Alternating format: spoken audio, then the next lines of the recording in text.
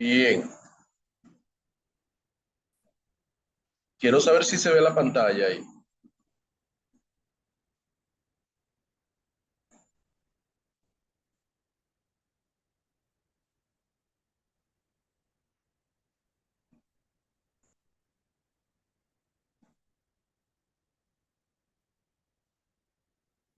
¿Se ve la pantalla? Sí, maestro. Muy bien, vamos a empezar entonces. Bien, de manera oficial, en esta noche damos la más cordial bienvenida a cada uno de ustedes a este encuentro del Diplomado de Bienes Raíces dirigido a agentes inmobiliarios de la empresa Alliance Real Estate. En esta noche vamos a iniciar donde nos quedamos la última vez, que fue empezando lo que es el régimen de condominio. Nos quedamos en la base legal y las generalidades de los condominios. Entonces, voy a ponerlo grande para eh, que se pueda ver un poquito mejor. Me avisan si se pone un poco más grande. ¿Se agrandó ahí?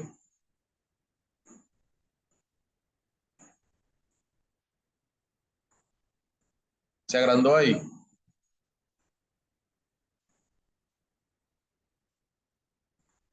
Sí, maestra. Muy bien. En la última clase nos quedamos haciendo una pequeña introducción sobre el tema del régimen de condominios. Y vamos a entrar ahora en lo que es la base legal y las generalidades del régimen de condominio. Eh, la posibilidad de que los diferentes pisos de una casa pudieran pertenecer a diversos propietarios estaba contemplada en el artículo 664 del Código Civil, aunque no estaba, aunque no establecía un régimen que regulaba las relaciones de los propietarios, sino que simplemente se remitía a establecer el cómo habrían de hacerse las reparaciones y construcciones. Posteriormente, la ley 108-05, que es la ley de registro inmobiliario, planteó algunas reformas en la ley 5038 para adecuarla al régimen registral y para actualizarla, adaptándola a las necesidades actuales de las nuevas formas de uso de la tierra. Esa ley, esa ley 5038, yo se la envié a ustedes por el grupo de WhatsApp. No sé si alguno tuvo la oportunidad de darle una revisadita, porque habíamos quedado en que se iba a revisar para que tuviéramos más o menos un dominio de la clase que íbamos a dar en el día de hoy. Entonces la idea realmente era esa, que le dieran una miradita. También yo le envié algunas cosas más en el grupo de WhatsApp. Yo le mandé, por ejemplo, un resumen de la presentación de lo que estamos dando de los primeros 3 capítulos. Entonces, todo eso ustedes lo tienen en su material. Aparte de que le envié, me parece que le envié un libro para que ustedes se vayan nutriendo en lo que se refiere a esta materia de lo que es los bienes raíces. Bien, en la actualidad, el régimen de condominios es aplicable no solamente a los edificios de apartamentos, sino que también aplica a complejos de locales comerciales, edificios de parqueos, clústeres o complejos residenciales cerrados. Entonces, aquí nosotros vamos a ver ya con un poco más de detalles lo que es el régimen de condominio. La finalidad de la ley 5038 de condominios es básicamente, en primer lugar, permitir la división de un inmueble en sectores privativos de aprovechamiento independiente y sectores comunes que faciliten aquel aprovechamiento directa o indirectamente. Recuerden que habíamos hablado, ya ustedes más o menos conocen, de qué se trata un régimen de condominios. Un régimen de condominios está formado por lo que son áreas comunes y áreas áreas privadas, ¿verdad? O sea, si tenemos, por ejemplo, un condominio de 5 apartamentos, por poner un ejemplo, tenemos ahí lo que son áreas comunes y tenemos también lo que son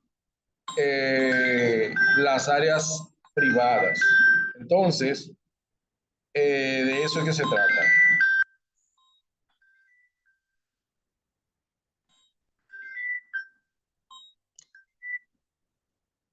Bien, otra de las finalidades del régimen de condominios es regular las relaciones entre los distintos titulares de derechos. Imagínense ustedes en una área donde hay, en un residencial donde hay áreas comunes y áreas privadas, unidades funcionales privadas. Imagínense ustedes si no existiera un reglamento donde se va a regular los derechos de cada quien ahí donde está todo el mundo reburujado. Sería un desastre. Por eso es que se regula mediante lo que es un régimen de condominios. Para poder someter un edificio al régimen de condominios deben concurrir una serie de requisitos. En primer lugar, tenemos los requisitos fácticos, que son pluralidad de sectores con independencia funcional, susceptibles de aprovechamiento independiente. Eso está en el artículo 1 de la ley 5038 sobre el régimen de condominios. También tenemos lo que es salida directa a la vía pública por un paso o por un paso común. O sea, todos los condominios deben tener cada apartamento debe tener un acceso a la vía pública, o deben tener un paso común por donde todo el mundo pueda salir a la vía pública. Eso está contenido en los artículos 1 y 2 de la ley de condominios. Entonces, en cuanto a los requisitos, en cuanto a los requisitos técnicos, deben tener planos que permitan la individualización de las unidades que serán de propiedad exclusiva. O sea, cuando nos referimos a propiedad exclusiva es que estén identificados cada uno de los espacios privados de cada quien. ¿Ok? Debe haber un plano donde te quede claramente establecido cuál es el área, la unidad funcional que le pertenece a cada quien. Entonces, en cuanto a los requisitos jurídicos, tenemos que registrar el terreno de conformidad con la ley de registro inmobiliario, que está en el artículo 19 de la ley de condominios. También el inmueble debe estar deslindado. Deslindado debe estar el inmueble. No se puede construir un régimen de condominios en un terreno que esté bajo el régimen legal de una carta constancia o de una constancia anotada. Eso es imposible. Usted no puede construir un condominio, unos apartamentos en unos terrenos que solamente que lo que tenga es una carta constancia. Debe estar deslindado el terreno, que la parcela tenga un título. ¿Ok? No puede existir carta constancia. Deben tener eso siempre presente. Cuando ustedes vayan a promover unos apartamentos que pertenezcan al régimen de condominios y le presenten un título, ustedes deben asegurarse que ese título sea un título original, sea un título definitivo, que es lo que va a indicar que está deslindado. No pueden recibir, no pueden promocionar unos apartamentos, un régimen de condominios, si lo que le presentan es una carta constancia anotada. Eso está en el artículo 100, párrafo 5 de la Ley de Registro Inmobiliario, la Ley 108-05. Y también, como requisito jurídico, tenemos registrar un reglamento de condominio, que tenga el artículo 20 de la Ley 5038. Si tienen alguna pregunta hasta este momento, lo pueden indicar. Dionisio, usted verifica si hay alguien que esté levantando la mano, porque yo aquí no puedo ver esa parte, si hay alguien levantando la mano. Si no hay nadie, De entonces acuerdo, de acuerdo. usted me dice si puedo continuar. Adelante, adelante. Bien. En el condominio no hay alteración del estado parcelario, no hay variación ni de la ubicación ni de los límites de la parcela. La parcela sigue intacta. En caso de desaparición del régimen, ya sea por acuerdo voluntario o por destrucción del edificio, en los casos donde la edificación sea esencial para la subsistencia del régimen, los propietarios de cada unidad al mismo tiempo, codueños del suelo, mantienen su condición de copropietarios del suelo y la parcela originaria sobre la que se construyó el régimen reaparece con todos sus atributos intactos y vuelve a la vida jurídica como si nada hubiera ocurrido. A pesar de la afectación, la parcela nunca dejó de existir, simplemente subyació sirviendo de soporte al régimen. Es decir, que si por casualidad de la vida se establece un régimen de condominios en una parcela que está ya deslindada como debe de ser, y por casualidad de la vida, ese régimen de condominios, esos apartamentos tienen que ser derribados por alguna razón, porque todos se pusieron de acuerdo, porque pasó algo imprevisto o lo que sea, esa parcela se mantiene, la parcela original, antes de construir los apartamentos, se mantiene intacta como si no hubiese ocurrido esa construcción. Se mantiene en el mismo estatus jurídico. ¿Ok? Importante que sepamos esto. La ley de registro inmobiliario introdujo las siguientes características del condominio. A, definición de condominio. El condominio es el derecho real en virtud del cual las distintas partes de un inmueble con independencia funcional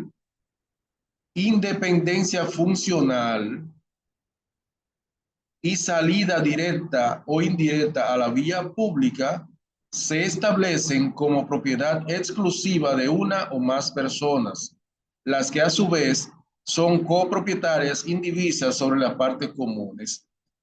Yo le he estado diciendo desde la última clase, lo que es un régimen, una definición de un condominio. Un condominio no es más que un derecho real, ¿verdad? Derecho real porque es un derecho original que no está afectado por eh, ninguna afectación, por ejemplo, de hipoteca y cosas así. Entonces, por eso es un derecho real.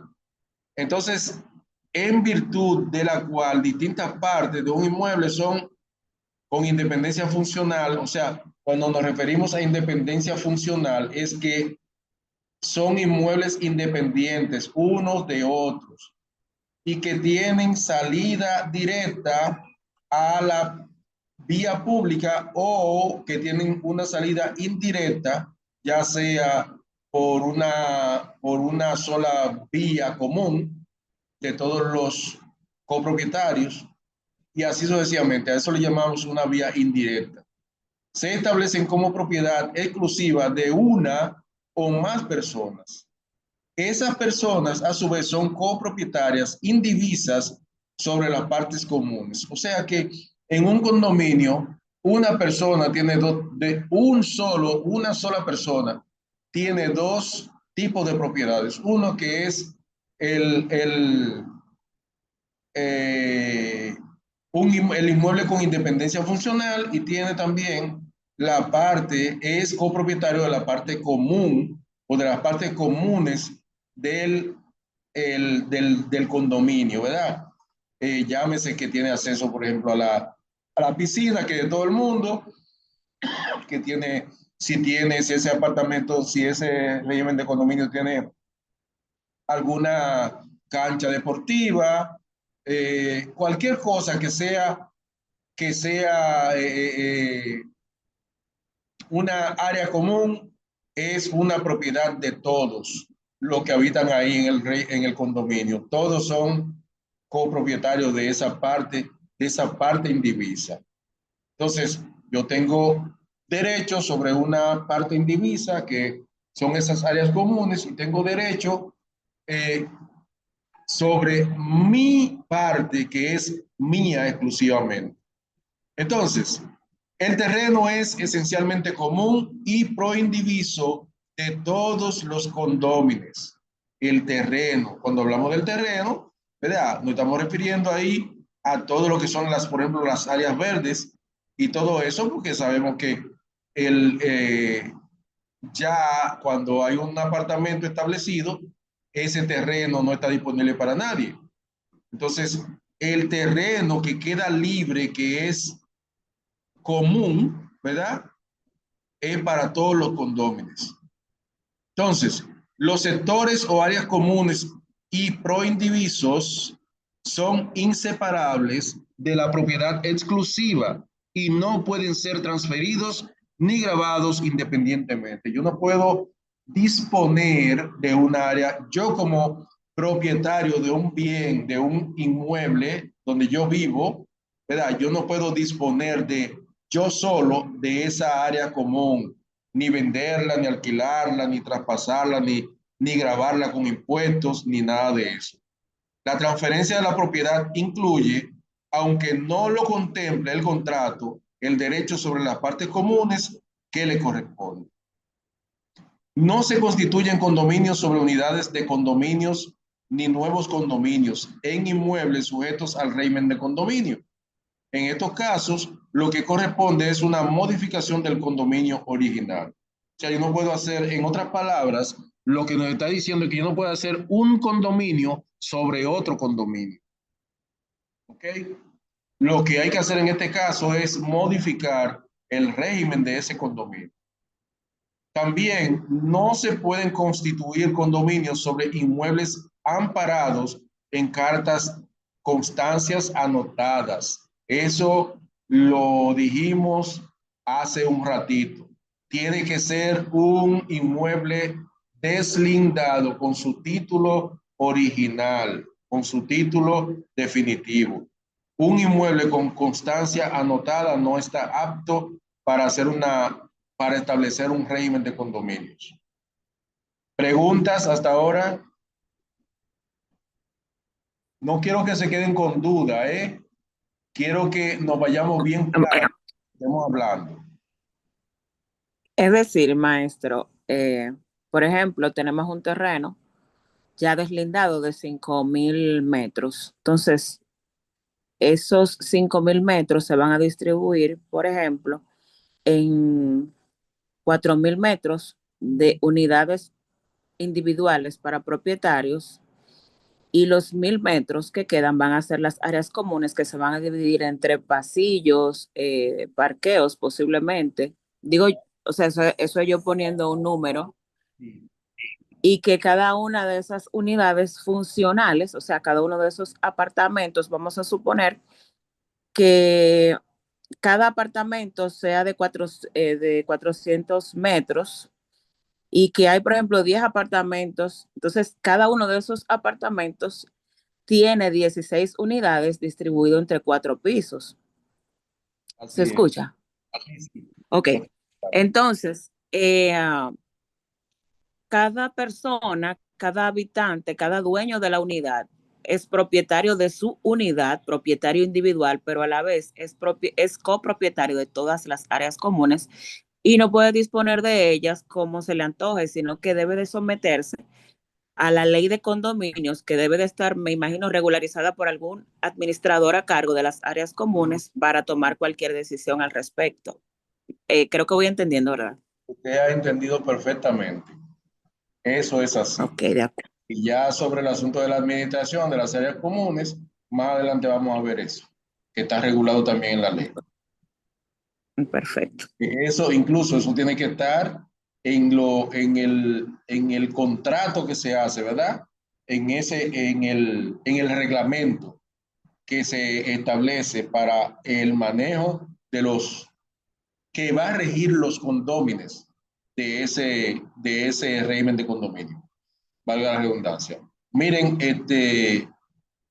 en 8 minutos la reunión se caerá y ya ustedes saben lo que hay que hacer. Entrar, darle igual como entraron la primera vez y ustedes me esperan ahí, que ya yo veo que ustedes entran primero que yo regularmente, pero ustedes me esperan ahí, que ya esa es la forma, ¿verdad?, en que damos la clase. Sabemos que son más o menos tres pedazos de grabaciones que vamos a tener, porque son hora y media, entonces hay 2 pedazos de grabaciones que abarcan dos, o sea, se cae 2 veces, la reunión se cae 2 veces, y entonces la última vez que ya nos vamos. Esa es la idea. Lo que tratamos es de que cuando se termine cada periodo de 40 minutos, ya vamos a estar preparados ahí para entrar de una vez y yo tener subida la presentación para que arranquemos de una vez. ¿Ok? Entonces, continuamos. ¿No hay más preguntas? ¿No hay preguntas? Bien, continuamos. Los diferentes pisos de una edificación ubicada en terrenos registrados no pueden pertenecer a distintos propietarios si no están afectados al régimen de condominios. Los diferentes pisos de una edificación ubicada en terrenos registrados no pueden pertenecer a distintos propietarios si no están afectados al régimen de condominio. En los casos de condominio, el certificado de título identifica la unidad exclusiva, la participación sobre las partes comunes y el terreno. O sea, en los casos de condominio, el certificado de título identifica la unidad exclusiva. Cuando hablamos de la unidad exclusiva, nos estamos refiriendo a la unidad del propietario, al apartamento del propietario, pero también se refiere a la participación sobre las partes comunes y el terreno. O sea, que en ese certificado de título, aparte de que le dice que esa es su unidad suya, exclusiva, su unidad funcional, también ahí tiene que hacer mención de cuáles son sus derechos sobre esas partes comunes y sobre el terreno. No es que no es que le está diciendo, esta unidad exclusiva es suya y también esta parte común son suyas y este terreno es suyo. No es eso lo que dice, sino que le especifica cuáles son sus derechos sobre esas partes comunes. Cuáles son sus derechos, no que eso es suyo, sino cuáles son sus derechos para usar esa parte común y el terreno. Entonces, se emite un certificado de título por cada unidad exclusiva. Si hay si se establece un régimen de condominios que tiene 50 unidades, por ejemplo, tiene que haber 50 certificados de título, porque por cada unidad exclusiva debe haber un certificado de título. ¿Ok? Hay un certificado de título de la parcela completa. Hay un certificado de título de la parcela completa, pero por cada unidad exclusiva tiene que haber un certificado de título que acredita a la persona, al dueño de esa unidad funcional exclusiva, lo acredita como dueño de esa unidad. Y dijimos que ahí se tiene que establecer cuáles son los derechos que posee ese dueño de esa unidad exclusiva sobre las partes comunes y el terreno de la parcela. Entonces, el privilegio que garantiza el pago de las cuotas de los gastos comunes del condominio, al que hace referencia la ley de condominio, tiene plena vigencia sin necesidad de estar inscrito en el registro. El título ejecutivo de este privilegio es la ley misma, acompañada de los documentos establecidos para tales fines. La reunión se acabará en 3 minutos. Acuérdense, se caerá. Entonces, la modificación del artículo 20, incorporando la división del condominio, responde a la necesidad de aplicar el principio de especialidad en lo que hace al objeto. Este principio esencial del sistema exige, entre otras cosas, que el objeto sea de existencia comprobada y que esté correctamente determinado. Por más buena voluntad que se ponga, será imposible describir adecuadamente por medio de palabras un edificio y mucho menos la forma en que se relacionan entre sí partes comunes y exclusivas. La anexión de planos de arquitectura, estructuras e instalaciones nada agregan. El tecnicismo propio de estos documentos, confeccionados con otros fines, no permite interpretar correctamente cada sector jurídicamente relevante. Si puede identificarse un baño o la sala, pero no siempre, o sea, sí puede identificarse un baño o la sala, pero no siempre es posible interpretar cuáles son los límites de la unidad exclusiva y cuál es su superficie, si la misma no consta en el plano, o cuál es su posición relativa o la complementación que tiene con sectores comunes. Como dice el artículo 20, cada unidad funcional debe tener un plano porque debe estar, como están pegadas todas las unidades funcionales, hay que establecer realmente qué es lo que pertenece, por ejemplo, qué habitación, si una habitación pertenece a una unidad funcional o si pertenece a otra, por decir un ejemplo, pero hay espacios en los apartamentos que se pueden confundir sobre si pertenecen a uno o pertenecen a otro. Y la única forma de establecer con claridad a quién pertenece es que esto esté establecido en un plano. ¿Ok? Muy importante. O sea, no se puede establecer un régimen de condominios si no hay un plano bien estructurado donde se puede identificar cuáles son los límites de las unidades funcionales, de las unidades exclusivas que tiene cada piso, cada edificio. Entonces, en este sentido, la ley de registro inmobiliario avanzó hacia un proceso de división de los condominios.